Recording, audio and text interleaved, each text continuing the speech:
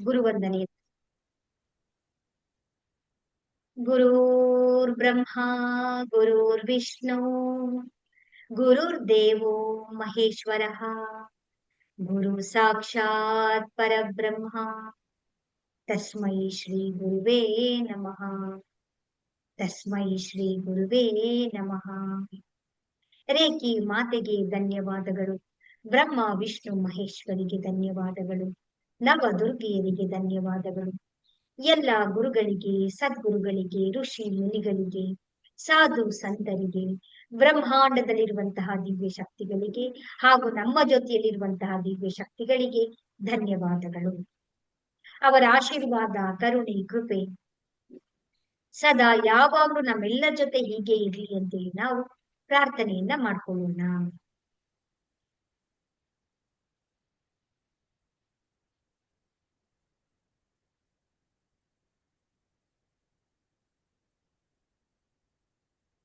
ನಿಮ್ಮೆಲ್ಲರಿಗೂ ಕೂಡ ಆತ್ಮ ಪ್ರಣಾಮಗಳು. ಹರೇ ರಾಮ ಹರೇ ಕೃಷ್ಣ.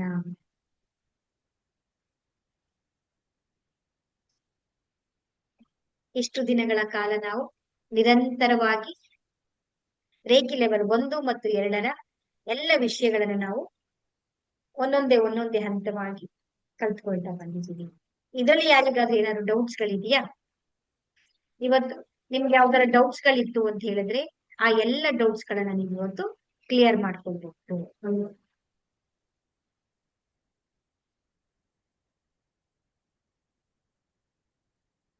ರೇಖಿ ಅಂತಂದ್ರೆ ಏನು, ರೇಖಿ ಇತಿಹಾಸ, ಯಾವ ರೀತಿ ನಾವು ಸೆಲ್ಫ್ ಫೀಲಿಂಗ್ ಅನ್ನ ಮಾಡ್ಕೊಳ್ಬೇಕು, ಸೆಲ್ಫ್ ಫೀಲಿಂಗ್ ಅನ್ನ ಯಾಕೆ ನಾವು ಮಾಡ್ಕೊಳ್ಬೇಕು, ಧ್ಯಾನವನ್ನ ನಾವು ಯಾಕೆ ಮಾಡ್ಬೇಕು, ಧ್ಯಾನದಿಂದ ನಮ್ಗೆ ಏನ್ ಇಂಪಾರ್ಟೆನ್ಸ್ ಆಗತ್ತೆ ಅನ್ನೋ ಎಲ್ಲ ವಿಷಯಗಳನ್ನ ನೀವು ಕಂಪ್ಲೀಟ್ ಆಗಿ ನೀವು ತಿಳ್ಕೊಂಡಿದ್ದೀರಾ.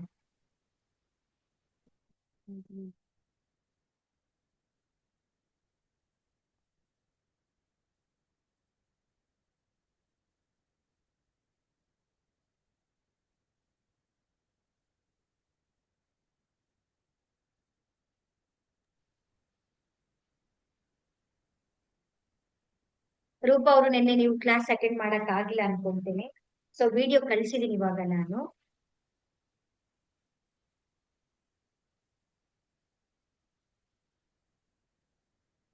ಒಮ್ಮೆ ನೀವು ಅದನ್ನ ನೋಡ್ಕೊಂಡಾಗ ನಿಮ್ಗೆ ಎಲ್ಲವೂ ಕೂಡ ಗೊತ್ತಾಗುತ್ತೆ. ಸರಿ. ಸೊ ಇದ್ರಲ್ಲಿ ನಾವೇನ್ ಮಾಡ್ಬೇಕು ಅಂತ ಹೇಳಿದ್ರೆ ಮುಖ್ಯವಾಗಿ ನಮ್ಗೆ ರೇಖಿಯ ಪಂಚತತ್ವಗಳು ನಾವು ಪ್ರತಿದಿನ ನಾವು ಫಾಲೋ ಮಾಡ್ತಾ ಬರೋದು ತುಂಬಾ ಸರಳವಾಗಿ, ತುಂಬಾ ಈಸಿಯಾಗಿ 5 ಪಂಚತತ್ವಗಳು ನಾವು ಪ್ರತಿದಿನವೂ ಕೂಡ ನಾವು ನಿರಂತರವಾಗಿ ನಾವು ಅಭ್ಯಾಸವನ್ನ ನಾವು ಮಾಡ್ಕೊಳ್ತಾ ಬರ್ಬೇಕು.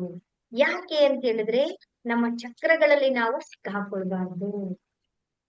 ಯಾವಾಗ್ಲೂ ಕೂಡ ನಾವು ಜಾಗೃತರಾಗಿರ್ಬೇಕು, ಅವೇರ್ನೆಸ್ ಅಲ್ಲಿ ಇರ್ಬೇಕು, ಎಚ್ಚರಿಕೆಯಿಂದ ಇರ್ಬೇಕು ಅಂತ ಹೇಳಿ ನಾವೇನ್ ಮಾಡ್ತೀವಿ ಅಂತ ಹೇಳಿದ್ರೆ ಈ ರೇಖೆಯ ಪಂಚತತ್ವಗಳನ್ನ ನಾವು ಫಾಲೋ ಮಾಡ್ಕೊಳ್ತಾ ಬರ್ತೀವಿ.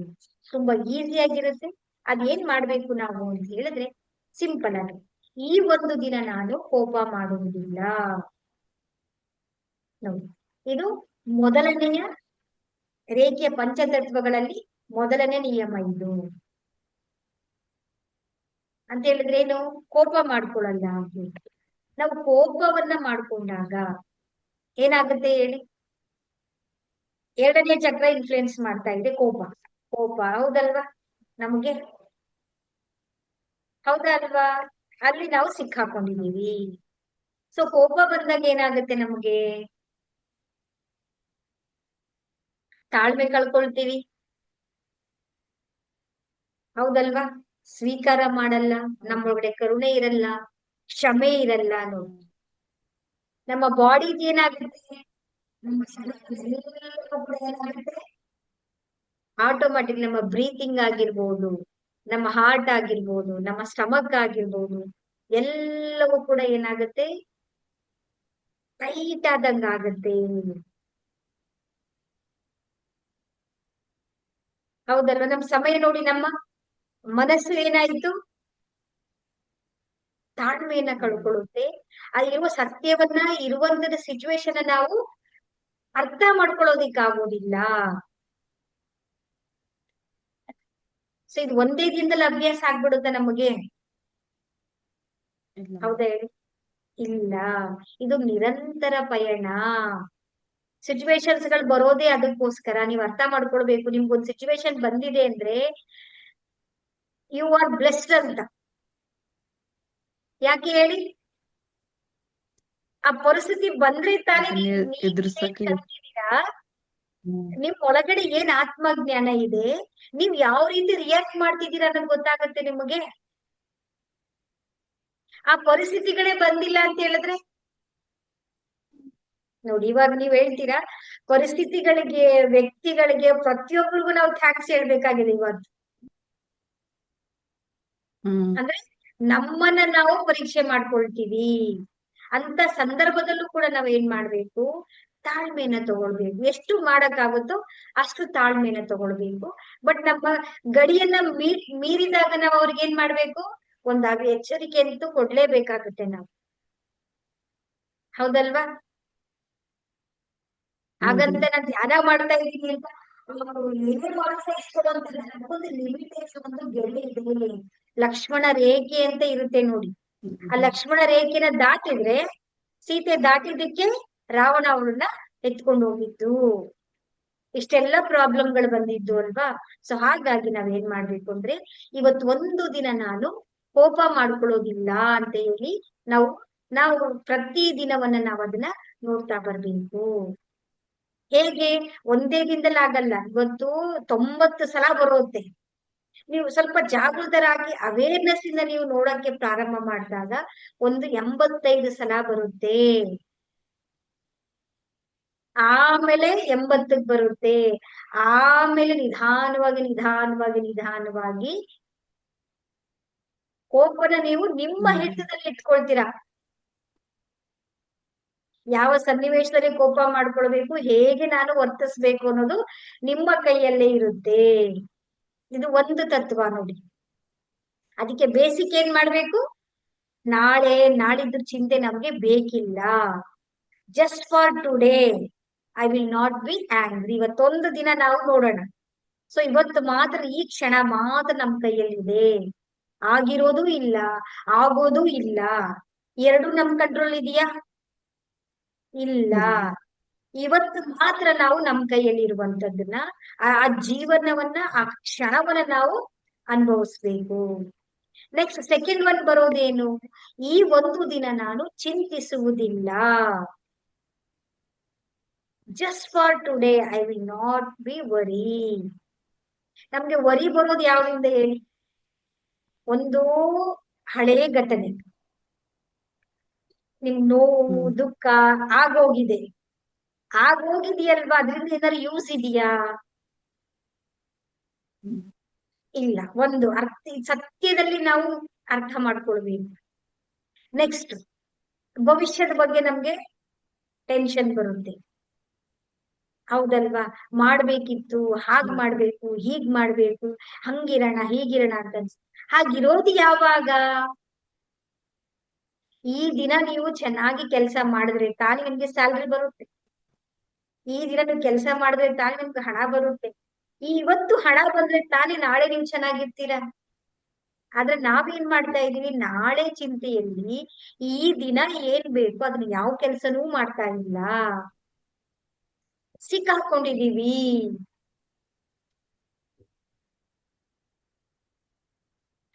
ಅದಕ್ಕೆ ಸಿಂಪಲ್ ಏನು? ಚಿಂತೆ ಮಾಡಿ ಕೊರಗೋದಕ್ಕಿಂತ ಇವತ್ತು ಒಂದು ದಿನ ನಾನು ಯಾವ್ದ್ರ ಬಗ್ಗೆನೂ ಚಿಂತೆ ಮಾಡಲ್ಲಪ್ಪ, ಅಷ್ಟೇ. ಇವತ್ತೊಂದು ದಿನ ನಾ ಚಿಂತೆ ಮಾಡೋಲ್ಲ ಅಂತೇಳಿ ನಿರ್ಧಾರವನ್ನ ಮಾಡಿ ನೀವು ಚಿಂತಿಸಬಾರ್ದು. ನೆಕ್ಸ್ಟ್ ಥರ್ಡ್ ಒನ್ ಯಾವುದು? ಈ ಒಂದು ದಿನ ಕೃತಜ್ಞನಾಗಿರುತ್ತೇನೆ. ನೋಡಿ,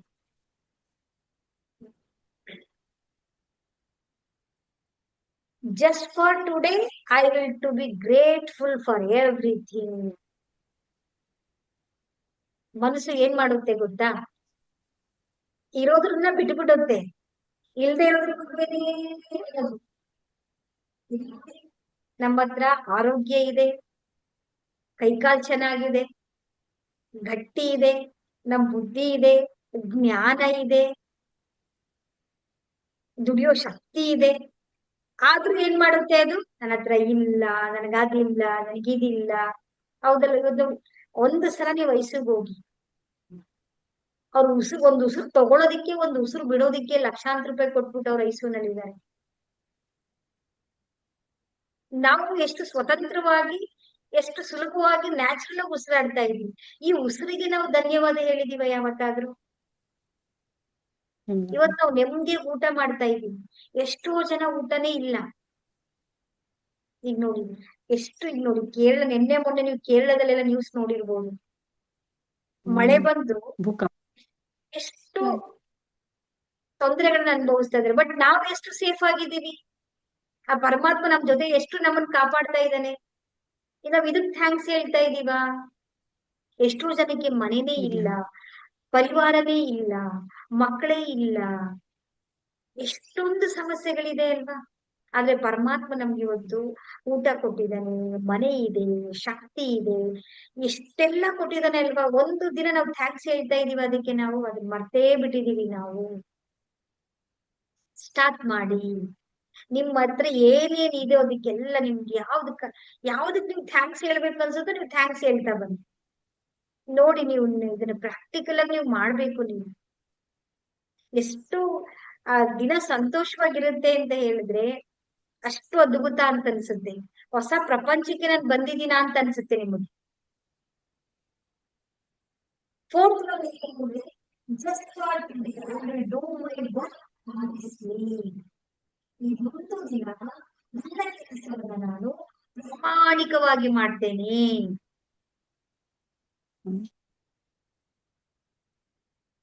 ನಿಮಗೆ ಏನ್ ಕೆಲಸ ಇದೆಯೋ ಅದು ಚಿಕ್ಕದು ದೊಡ್ಡದು ಏನಿಲ್ಲ. ನಾವೇನ್ ಮಾಡ್ತೀವಿ ಗೊತ್ತಾ? ಕೆಲಸ ಮಾಡೋಕ್ಕಿಂತ ಮುಂಚೆನೆ ಫಲಿತಾಂಶದ ಬಗ್ಗೆ ಯೋಚನೆ ಮಾಡೋದು. ಆಗಿಲ್ಲ ಅಂದ್ರೆ, ಲಾಸ್ ಆಗ್ಬಿಟ್ರೆ, ಕಳ್ಕೊಂಡ್ಬಿಟ್ರೆ, ನಾನು ಏನು ಆಗ್ಬಿಟ್ರೆ ಅಂತ ಅನ್ಕೊಂಡ್ ಕೂತ್ಕೊಂಡ್ರೆ, ಈಗ ಅಡ್ಗೆ ಮಾಡೋದು ರೆಸಿಪಿ ಇದೆ ನೋಡಿ. ಇವತ್ ನಾವು ಒಂದನ್ನ ಚಪಾತಿ ಲಟ್ಟಿಸ್ಬೇಕು ಅಂದ್ರೆ ಅದನ್ನ ಇವತ್ತು ಹೆಂಗೋ ಫಸ್ಟ್ ಆಫ್ರಿಕಾ ಶೇಪ್ ಅಲ್ಲಿ, ಅಮೆರಿಕಾ ಶೇಪ್ ಅಲ್ಲಿ ಅದನ್ನ ಲಟ್ಟಿಸ್ಲಿಲ್ಲ ಅಂತ ಹೇಳಿದ್ರೆ ಅದು ರೌಂಡ್ ಆಗಿ ಹೆಂಗ್ ಬರುತ್ತೆ? ಅವ್ ನೀವ್ ಯಾವಾಗ ಸ್ಟೆಪ್ ತಗೊಳ್ತೀರಾ ಆಗ ನಿಮ್ಗೆ ನಾಲೆಡ್ಜ್ ಬರುತ್ತೆ. ಓ, ಈ ತರ ಮಾಡಬಾರ್ದು, ಈ ತರ ಮಾಡ್ಬೇಕು, ಈ ತರ ಆಗುತ್ತೆ. ನೀವು ಮಾಡ್ಲೇ ಇಲ್ಲ ಅಂತ ಹೇಳಿದ್ರೆ ಹೆಂಗ್ ಗೊತ್ತಾಗುತ್ತೆ? ನೀವ್ ಅಡಿಗೆ ಮಾಡ್ತಾ ಇದ್ದೀರಾ, ನೀವು ಆಫೀಸ್ಗೆ ಹೋಗ್ತಾ ಇದ್ದೀರಾ, ನೀವು ಬಿಸ್ನೆಸ್ ಇದ್ದೀರಾ, ನೀವ್ ಯಾವ ಪ್ರೊಫೆಷನ್ ಅಲ್ಲಿ ಇರ್ಲಿ, ಯಾಕೆ ಅಂತ ಹೇಳಿದ್ರೆ ನಿಮ್ಮ ಮಾಡೋ ಕೆಲ್ಸನ ನೀವು ಸರ್ವಶ್ರೇಷ್ಠವಾಗಿ ನಾವು ಮಾಡಿದ್ರೆ ಆ ಕೆಲಸ ನಿಮ್ಗೆ ಹೆಸರು, ಕೀರ್ತಿ, ಹಣ, ಗೌರವ, ಸಮ್ಮಾನ ಎಲ್ಲವನ್ನೂ ತಂದ್ಕೊಡುತ್ತೆ ನೋಡಿ. ಆದ್ರೆ ನಾವೇನ್ ಮಾಡ್ತಾ ಇದ್ದೀವಿ? ಚಿಂತೆನಲ್ಲಿ, ನೋವಲ್ಲಿ, ದುಃಖದಲ್ಲಿ ನಾವು ಮುಳುಗೋಗಿದ್ದೀವಿ. ನಮ್ಮ ಕೆಲಸವನ್ನ ನಾವು ಪ್ರಾಮಾಣಿಕವಾಗಿ ಮಾಡಕ್ ಆಗ್ತಾ ಇಲ್ಲ. ಚಿಕ್ಕಪ್ಪ ನೀವು ಮಾಡ್ಬೇಕು ಅನ್ಕೊಳ್ತಾ ಇದ್ದೀರಾ, ಆದ್ರೆ ಅದು ಮನಸ್ಸು ನಮ್ಮನ್ನ ಬಿಡ್ತಾ ಇಲ್ಲ ಮಾಡೋದಿಕ್ಕೆ. ಆದ್ರೆ ನಾವ್ ಏನ್ ಮಾಡ್ಬೇಕು ಇನ್ ಮುಂದೆ? ನಮ್ಮ ಗಮನ ಎಲ್ಲ ಇವಾಗ ಅಡಿಗೆ ಮಾಡ್ತಾ ಇದ್ದೀರಾ, ಆನಂದವಾಗಿ ಅಡಿಗೆ ಮಾಡಿ. ಧ್ಯಾನ ಮಾಡ್ತಾ ಇದ್ರೆ 5 ನಿಮಿಷ ಧ್ಯಾನ ಮಾಡ್ತೀರಾ, ಖುಷಿಯಿಂದ ಧ್ಯಾನ ಮಾಡಿ. ನೀವ್ ಈ ಮನೆ ಒರೆಸ್ತಾ ಇದ್ದೀರಾ, ಆನಂದವಾಗಿ ಮಾಡಿ. ಆಫೀಸ್ ಕೆಲಸ ಮಾಡ್ತಾ ಇದ್ದೀರಾ, ಆಫೀಸ್ ಕೆಲಸ ಮಾಡ್ಬೇಕಾದ್ರೆ ಆಫೀಸಲ್ಲೇ ಇರಿ. ಆಫೀಸಲ್ಲಿ ತಗೊಂಡೋಗಿ ಮನೆಯಲ್ಲಿ ಆಫೀಸಲ್ ಕೆಲ್ಸನ ಮಿಕ್ಸ್ ಮಾಡ್ಕೊಳ್ಬೇಡಿ. ಅವಾಗ ಅಲ್ಲೂ ನೆಮ್ಮದಿ ಇಲ್ಲ, ಇಲ್ಲೂ ನೆಮ್ಮದಿ ಇಲ್ಲ. ಸೊ ಪ್ರಾಮಾಣಿಕವಾಗಿ ನಮ್ಮ ಕೆಲಸವನ್ನ ಮಾಡಿದ್ರೆ ನೋಡಿ, ಜಸ್ಟ್ ಒಂದು ಕಸವನ್ನ ನಾವು ಗುಡಿಸಿದ್ರು ಕೂಡ ಇಡೀ ಪ್ರಪಂಚದಲ್ಲಿ ಯಾರು ಮಾಡಕ್ಕಾಗಲ್ಲ. ನಾವು ಅಷ್ಟು ಸ್ವಚ್ಛವಾಗಿ ಅದನ್ನ ಕ್ಲೀನ್ ಮಾಡ್ತು ಅಂತ ಹೇಳಿದ್ರೆ ನಮ್ಮನ್ನ ಜನ ಗುರ್ತಿಸ್ತಾರ,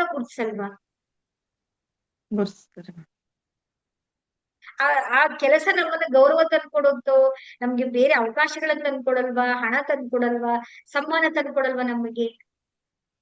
ನಾವು ಅದು ನಮ್ಮ ಒಳಗಡೆ ಏನಿದೆ, ನಾವು ಮಾಡ್ತಾ ಇರೋ ಕೆಲಸ ನಮ್ಗೆ ಕೀಳರಿಮೆ ಅಂತ ಅನ್ಕೊಂಡ್ಬಿಟ್ಟಿದ್ದೀವಿ. ಅದೆಲ್ಲ ದೊಡ್ಡದು ಚಿಕ್ಕದು ಅದು ಇದು ಅಂತಲ್ಲ, ನಿಮ್ಗೆ ಎಷ್ಟು ಆನಂದ ಕೊಡ್ತಾ ಇದೆ, ನೀವ್ ಎಷ್ಟು ಸೃಜನಾತ್ಮಕತೆಯಿಂದ ಮಾಡ್ತಾ ಇದ್ದೀರಾ ಅನ್ನೋದು ಮುಖ್ಯ ಆಗುತ್ತೆ. ನಿಮ್ಮಲ್ಲಿ ಕ್ರಿಯೇಟಿವಿಟಿ ಇಲ್ಲ ಅಂತ ಹೇಳಿದ್ರೆ ನಿಮ್ಮ ಸ್ವಾತಂತ್ರ್ಯ ಬ್ಲಾಕ್ ಆಗುತ್ತೆ. Next, last one, just for today I will be kind to everyone, everything. ಭೇದ ಭಾವ ಇಲ್ವೇ ಇಲ್ಲ. ಎಲ್ಲರ ಹತ್ರನೂ ನಗ್ತಾ ಇರೋಣ, ಎಲ್ಲರ ಹತ್ರನೂ ಪ್ರೀತಿಯಿಂದ ಇರೋಣ, ಎಲ್ಲರ ಹತ್ರನೂ ಕರುಣೆಯಿಂದ ಇರೋಣ. ಸೊ ನಿಮ್ಮ ಹೃದಯ ಚಕ್ರ ಏನಾಯ್ತು? ಓಪನ್ ಆಯ್ತು. ಬೌಂಡ್ರಿಗಳಿಲ್ಲ, ಗೋಡೆಗಳಿಲ್ಲ, ನಮಗೆ ಅವು ಏನು ಇಲ್ಲ. ನಮ್ಗೆ ಆ ಕ್ಷಣದಲ್ಲಿ ಇದೀವಿ, ಖುಷಿಯಿಂದ ಮಾತಾಡ್ತಾ ಇದೀವಿ, ಆನಂದವಾಗಿದ್ದೀವಿ, ಸಂತೋಷವಾಗಿದ್ದೀವಿ.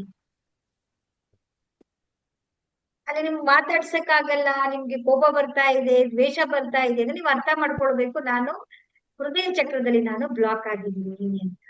ನೋಡಿ, ಸೊ ಇಷ್ಟು ನಿಧಾನ ಪ್ರತಿದಿನ ನಾವು ಈ 5 ತತ್ವಗಳನ್ನ, ಪಂಚತತ್ವಗಳು ಸಿಂಪಲ್ ಆಗಿ ನಾವು ಇದನ್ನ ಫಾಲೋ ಮಾಡ್ಕೊಳ್ತಾ ಬಂದ್ರೆ ನಮ್ಮ ಜೀವನದಲ್ಲಿ ಪ್ರತಿ ದಿನವೂ ಕೂಡ ನಮ್ಗೆ ಬದಲಾವಣೆಗಳಾಗ್ತಾ ಇರುತ್ತೆ. ಒಂದೇ ದಿನದಲ್ಲಿ ಬಂದ್ಬಿಡುತ್ತಾ? ಒಂದೇ ದಿನ ಖಂಡಿತ ಆಗೋದಿಲ್ಲ. ಯಾಕಂದ್ರೆ ಇಲ್ಲಿ ಇಷ್ಟು ದಿನ ನಾವೇನ್ ಮಾಡಿದ್ವಿ, 20 ವರ್ಷ, 40 ವರ್ಷ, 50 ವರ್ಷ ಮನಸ್ಸು ಏನಾಗಿದೆ ಅದ್ರಲ್ಲೇ ಇದೆ, ಚಿಂತೆನಲ್ಲಿ, ದುಃಖದಲ್ಲಿ, ಗಾಸಿಪ್ ಮಾಡ್ತಾ, ಬೇಡ್ದಿದ್ದನ್ನ ನೋಡ್ತಾ ಅದ್ರೊಳಗಡೆ ಮುಳುಗೋಗಿದೆ. ಆದ್ರೆ ಇವಾಗ ನೀವು ಒಂದೊಂದೇ ಒಂದೊಂದೇ ಒಂದೊಂದೇ ಮೆಟ್ಲಾಗ ಒಂದೊಂದೇ ಕೆಲಸವನ್ನ ಮಾಡ್ತಾ ನೀವು ಮುಂದೆ ಮುಂದೆ ನೀವು ಸಾಗ್ತಾ ಬರ್ಬೇಕಾಗತ್ತೆ. ಸೊ ಯಾವಾಗ ನೀವು ಇದನ್ನ ಫಾಲೋ ಮಾಡ್ತೀರಾ, ನಿಮ್ಮಲ್ಲೇ ಒಂದು ಬದಲಾವಣೆ ನೀವು ನೋಡ್ತೀರಾ ನೋಡಿ. ಸೊ ಇದೇ ಮಾತನ್ನೇ ಪ್ರತಿಯೊಬ್ರು ಎಲ್ಲ ಸಾಧು ಸಂತರು, ಗುರುಗಳು, ಋಷಿ ಮುನಿಗಳು ಹೇಳ್ಬಿಟ್ಟಿದ್ದಾರೆ ನಮ್ಗೆ. ದಯೇ ಧರ್ಮದ ಮೂಲವಯ್ಯ. ನೋಡಿ, ಕಾಯಕವೇ ಕೈಲಾಸ. ನಾವ್ ಮಾಡೋ ಕಾಯಕನೇ ನಮ್ಗೆ ಎಲ್ಲ ತಂದ್ಕೊಡುತ್ತೆ. ಸರ್ವೇ ಜನ ಸುಖಿನೋ ಭವಂತು, ವಸುದೈವನೇ ಕುಟುಂಬಕಂ. ನೋಡಿ, ಎಲ್ಲರಿಗೂ ನಾವು ಕೈ ಮುಗೋದು ಯಾರಿಗೆ ಗೊತ್ತಾ? ನಾವು ಅವರಿಗೆ ಮುಗಿತಾ ಇಲ್ಲ, ವ್ಯಕ್ತಿಗೆಲ್ಲ ಮುಗಿತಾ ಇರೋದು ಆ ವ್ಯಕ್ತಿಯ ಒಳಗಡೆ ಇರುವಂತ ಪರಮಾತ್ಮನಿಗೆ ನಮಸ್ಕಾರ ಮಾಡ್ತಾ ಇರೋದು ನಾವು. ನಾವು ಶರೀರವನ್ನ ನೋಡ್ತಾ ಇಲ್ಲ. ನಾವು ಎಷ್ಟು ಒಳಗಡೆ ಎಷ್ಟು ಅರ್ಥಗರ್ಭಿತವಾದಂತಹ ಮಾಹಿತಿಗಳನ್ನ ತುಂಬಿದ್ದಾರೆ ನೋಡಿ ಅದ್ರಲ್ಲಿ. ನಾವ್ ಅನ್ಕೊಳ್ತೀವಿ ಓ ವ್ಯಕ್ತಿ ಕೈ ಮುಗಿತಾ ಇದ್ದೀವಿ ಅಂತ ಅನ್ಕೊಳ್ತಾ ಇದೀವಿ. ಆ ಶರೀರದಲ್ಲ, ಆ ಶರೀರದ ಒಳಗಡೆ ಇರುವಂತ ಪರಮಾತ್ಮನಿಗೆ ನಾವು ನಮಸ್ಕಾರ ಮಾಡ್ತಾ ಇರೋದು.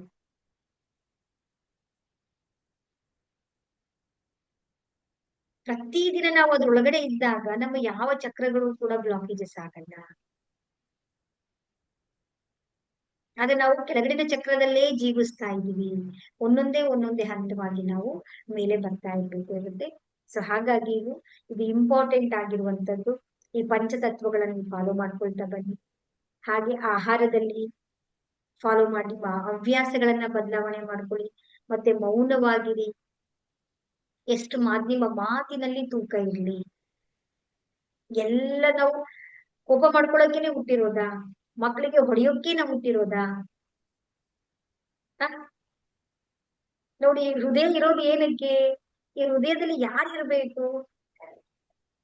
ಬೇಡದಿರುವಂತ ವಿಷಯಗಳೆಲ್ಲ ತುಂಬಿಸ್ಕೋಬೇಕ ನಾವು ಒಳಗಡೆ ನಮ್ಮ ಹೃದಯದಲ್ಲಿ? ನಾವು ಹುಟ್ಟಿರೋದು ಅದಕ್ಕೋಸ್ಕರ, ನಾವು ವಿಷ ತುಂಬಿಕೊಳಕ ಹುಟ್ಟಿರೋದು ನಾವು. ಇದು ವಿಷ ಇಟ್ಕೊಳ್ಳೋ ಜಾಗನ ನಮ್ಮ ಹೃದಯ. ಎಷ್ಟು ವಿಷಯಗಳನ್ನ ಒಳಗಡೆ ತುಂಬಿಸ್ಕೊಳಕ್ ಆಗುತ್ತೆ? ಖಾಲಿ ಮಾಡ್ಬೇಕಲ್ವ ಅದೆಲ್ಲಾನು? ಅದು ಬೇಕ ನಮಗೆ? ಆ ವಿಷ ನಮ್ಮನ್ನೇ ಸುಡುತ್ತೆ ಅಲ್ವಾ? ನಾವು ಇನ್ನೂ ಜಾಗೃತರಾಗ್ಲಿಲ್ಲ. ಇನ್ನು ನಮ್ಮ ಒಳಗಡೆ ನಾವು ಏನಿಲ್ಲ ಅಂತ ಹೇಳಿದ್ರೆ ನೀವು ಮತ್ತೆ ಮೇಲೆ ಇರ್ತೀರಾ, ಮತ್ತೆ ವಾಪಸ್ ನಾವು ಕೆಳಗಡೆ ಬರ್ತೀವಿ.